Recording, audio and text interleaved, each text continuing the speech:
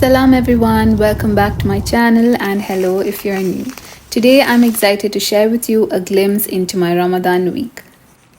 Just a heads up, this video is a bit longer than my usual posts and I really hope you all enjoy watching it from start to finish.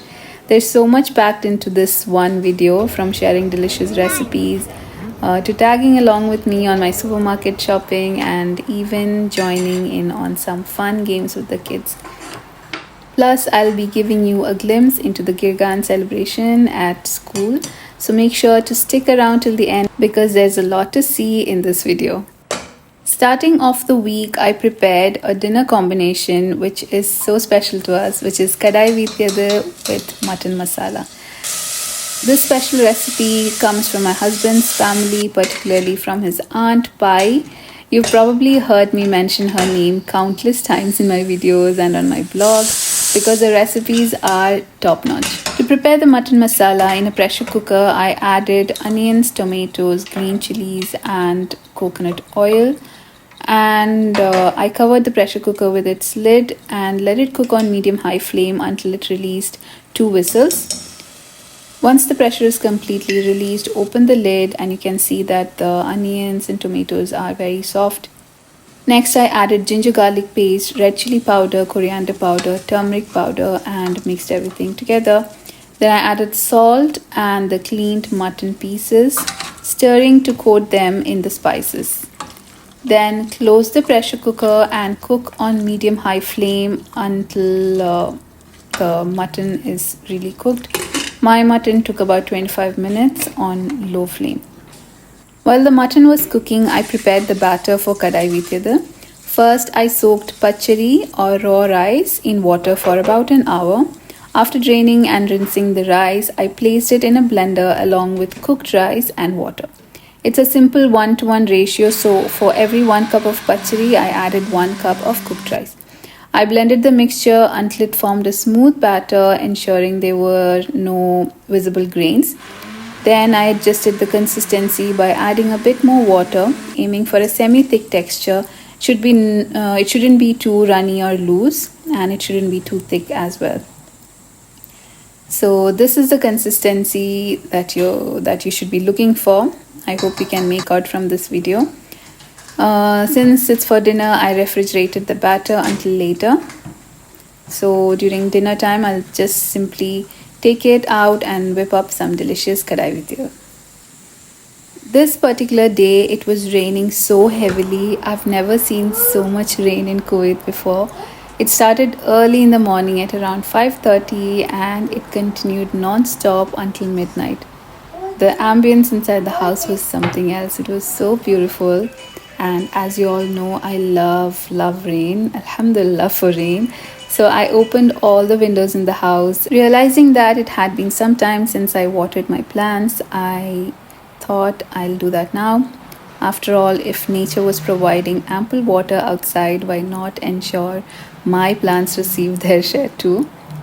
Among my cherished plants is my monstera, which I had previously propagated in water from just 2 stems. Subhanallah, I'm overjoyed to see how well my monstera has flourished since I potted it. The fact that it has produced so many more stems fills my heart with happiness. Omar was super bored in the morning because my other kids were at school. So I decided to play kitchen with him. Surprisingly, he's the one who gets the most joy out of cooking pretend meals in our house, even more than Aisha.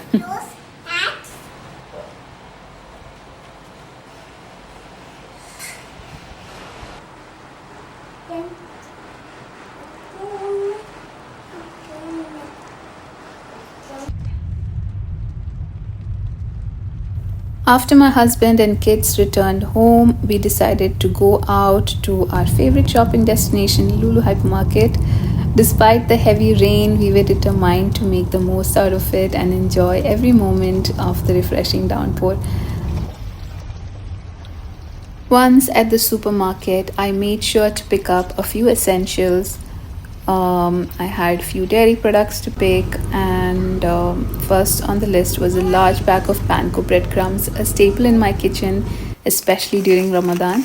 Whether it's for making cutlets or snacks, panko breadcrumbs always adds that perfect crunch. If you haven't tried them yet, you're really missing out.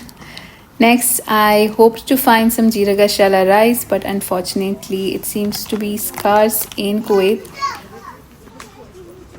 Then I was out of Ami's Malabar Patil Puri, and I heard that Ajmi Patil Puri is good, so I bought that, and jaggery, and sugar, and buns, and avocado, and few other things.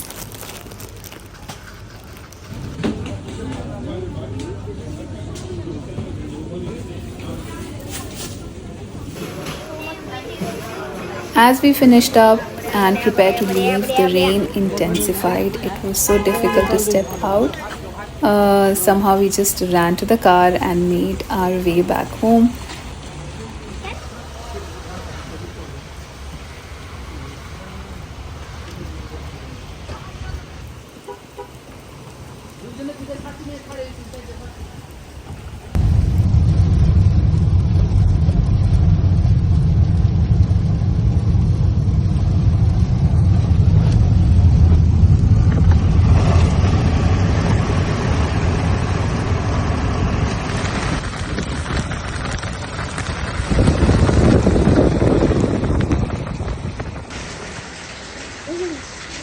Our house entrance was flooded, but the kids didn't seem to mind. They were having a blast playing in the puddles. You can tell from these videos that how much I love rain and how much excited we in the Gulf countries get when we get rain once in a while. As the rain continued into the night, my husband and Hamad headed out for Taraweeh prayers. Meanwhile, I got ready for my own prayers and Quran recitation. To keep Aisha and Omar busy, I printed out some coloring pages for them and they happily got to work while I focused on my prayers.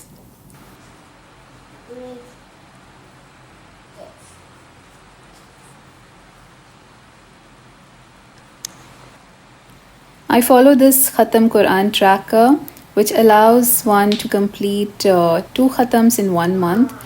It's particularly useful for me because if I miss a few days due to my periods during Ramadan, I can still manage to complete the Khatam by following this plan.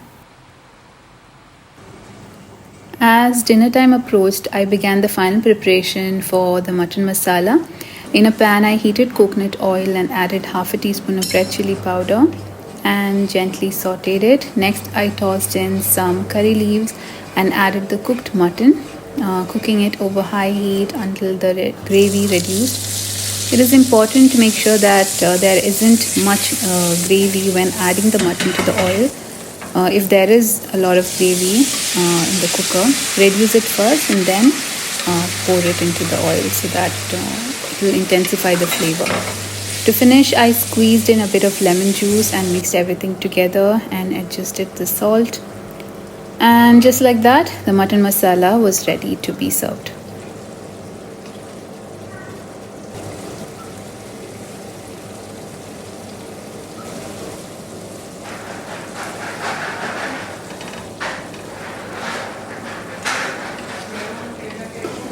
To make the Kadai veethiyath, I heated a teaspoon of oil on a hot pan and poured about 2 ladlefuls of the batter. This is a thick dosha, so I added 2 ladlefuls and allowed it to cook until it turns slightly crisp on both sides. Don't forget to flip the dosha to ensure even cooking.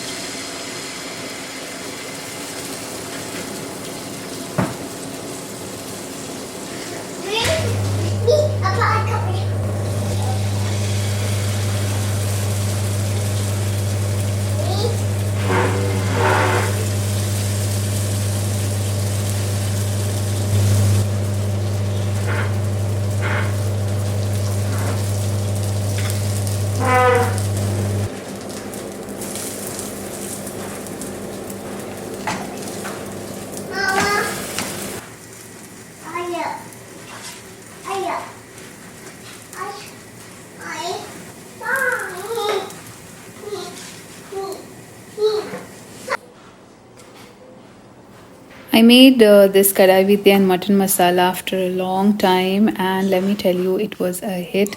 Everybody loved it. This combo is always a crowd pleaser, something that nearly everyone enjoys. So if you haven't already, give it a shot. I bet you love it too, inshallah.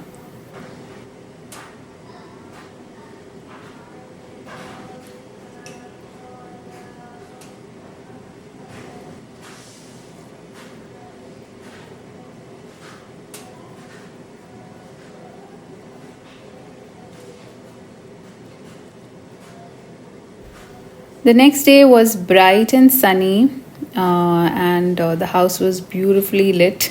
It felt refreshing to see the brightness fill every corner. Alhamdulillah. I wanted to share with you all a painting that I previously shared, the step by step process of creating. Here's the finished piece proudly displayed on my wall. Although I haven't framed it yet, I plan to do so perhaps with a wooden or golden metallic frame. This day, I planned a fun activity for the kids, making paper lanterns. With some stock cut papers on hand, it was very easy. All they needed to do was cut, roll, and staple the ends and add a handle. It's simple as that. You can even place tea lights underneath for a beautiful glow. These are also called Chinese lanterns. If you want to try this craft with your kids, just search for a Chinese lantern tutorial online and enjoy creating this easy peasy craft. For iftar today, I decided to indulge in a childhood favorite, pizza on buns. First, I whipped up a batch of white sauce by melting garlic butter in a saucepan, though regular butter works just fine. Then I added a tablespoon of all-purpose flour and cooked it for about a minute over low flame and poured in a cup of milk, whisking vigorously to prevent lumps. Then seasoned it with black pepper and salt. I let it simmer until thickened, creating a thick, velvety white sauce. Next, I prepared some brioche buns and spread a generous amount of sriracha sauce on them. And I opted for ketchup for Aishu because she's not a fan of spicy food. Then I added a chicken filling on top, which I had in the freezer, followed by prepared white sauce. This recipe is there in my blog, which I had posted many years back. I can post the link for that in the description if you're interested.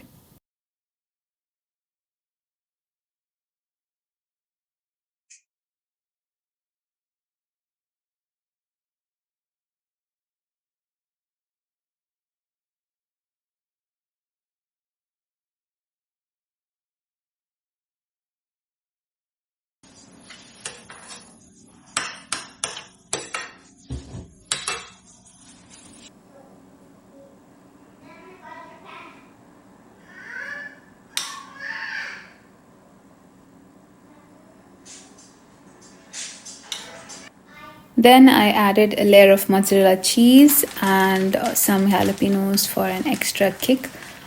Then I baked it until the cheese melted and the buns were slightly toasted and they were ready to be enjoyed. As for dessert, I had some cheese samosas in the freezer which I fried and drizzled with sugar syrup and powdered pistachios for a sweet finish. These two treats made for a satisfying and delicious iftar spread.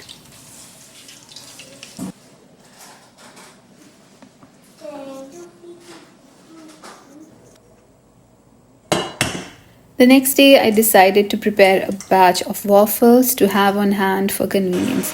It makes things easier, especially when packing lunch for Aisha or for a quick breakfast option for Omar or for myself or Hamad during suhoor. I found a new waffle recipe that I've been absolutely loving. It gives waffles that are beautifully crisp and it stays fresh for a long time. To add an extra touch of deliciousness, I threw in some white chocolate chips into the batter. So these waffles doesn't need any other syrup or anything because it is sweet from the white chocolate. So it's really good to give in the lunchbox without it being messy when the kids reach school.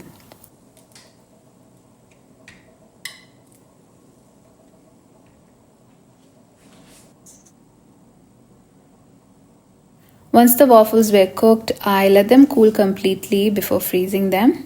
Now, whenever I need them, I simply pop them into the toaster and they come out fresh and ready to enjoy. If you have air fryer, you can just put this in the air fryer too. I did post a recipe for waffles long back. That is also a good one. I really like it even now. That is a softer waffle. If you would like to see this waffle recipe, let me know in the comments.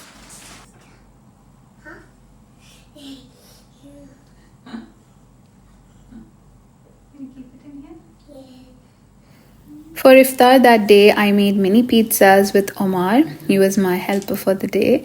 It was just a simple, basic pizza for the kids, mainly with hot dog and olives. But I really liked how the bread turned out. It was nice and fluffy, as you can see.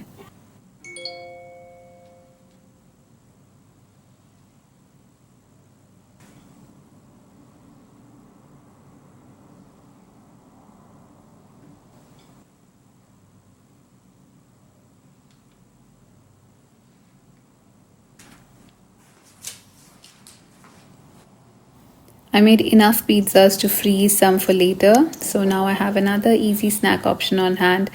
It's convenient to just pick one, heat it up, and give it to the kids, especially for their lunchbox or breakfast.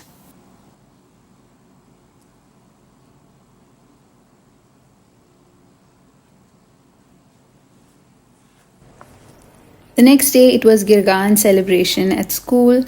Gergaen is a special day in Ramadan that is celebrated in Kuwait. It is usually celebrated on the 13th, 14th, and 15th day of Ramadan, marking the middle of the holy month. The kids are supposed to dress up in Kuwaiti traditional dresses, which resembles our Indian dresses a lot, mainly because of the material and the color and design on it. So this time I didn't buy a new dress for Gergaen because I already had a pretty salwar kameez suit with me, which is actually my niece's salwar kameez. It's a hand-me-down. And I didn't get a chance to put it for Aisha. I love this dress so much. My sister designed it, so I wanted to use it. So that's what Aisha wore. Hamad wore a dishdasha with a jacket kind of thing, and they should have a bag with their outfit so they can collect candies in it. So over here, Gergaen is a day to celebrate the fact that children have been fasting and to further encourage them to fast in the future. It seems on the evening of Gergaen, children will dress up and go door to door singing songs in exchange for candies. This is not for it. After their return, I organized a treasure hunt game for Aisha and Hamad. I had recently purchased a candy dispenser from Flying Tiger, which I filled with gummy jelly beans. I really liked it because you just have to turn the knob to dispense the candy. I knew the kids would love it, so I decided to make it the treasure they had to find. I crafted numerous clues along with Islamic questions tailored to each child's level. Aisha and Hamad had separate sets of questions based on their abilities and understanding. I wanted to make the treasure hunt both fun and educational, so incorporating Islamic questions seemed like a perfect fit.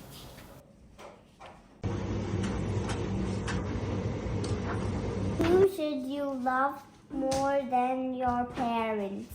Who should you love more than your parents? Allah. Yes. And Which is the longest surah in the Quran? Al-Baqarah. yes. Next clue. You'll see yourself in my reflection. What is that? A mirror. I'm wrapping up this vlog with a special treat, a visit to a new restaurant called Nature in Fahahil. We discovered that they serve something called cherindi, which is a Kannur speciality. It's actually shaved ice with sarsaparilla syrup, kaskas, fruits, nuts, and the option of adding ice cream. Personally, I liked it with ice cream. Another Kannur speciality that they offer is something called kach. It is a spicy pickle, a chutney. It also looks like tomato paste, although it doesn't taste like any of that. It doesn't have any similarity to them in taste. It's a masala paste made from ingredients such as tamarind, chili powder, and sugar. So it will have a blend of sourness and sweetness and a kick from the spice. You can either have this kach with crunchies like murukku or tapioca chips. That would be kolli kach, murukku kach, lotta kach, or mixture kach. But those who like pickled items should ask for pineapple or mango kach. That's all in this video. Hope you liked it. If you did, please do like, comment, and subscribe to my channel. Share this video with your family and friends. And to end this video, here's a little clip that Aisha wanted to share with you all. It's a glimpse of her building a house with Jenga blocks. Hope you enjoy it. Bye bye. Are the guards. These are the animals drinking water. These are the people living in the houses. This is called Mystery House. These are the the house for the animals. And even this gorgeous car is here. And those, just looking at the animals. I know these will get hot. Bye.